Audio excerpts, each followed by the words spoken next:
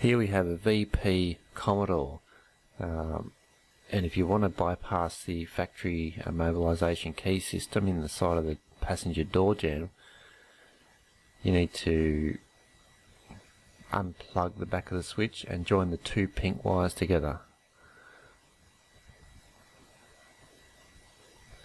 Sorry, I've not shown you how to pull it apart. It was just a last second thought to show you this.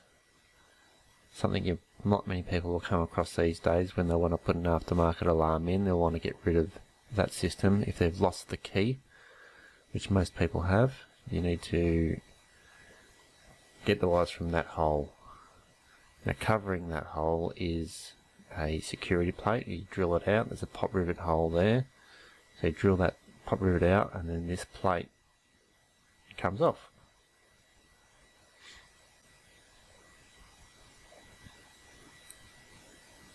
So it's just a bit of work to take out. To get to this spot, there's a heater vent in the way.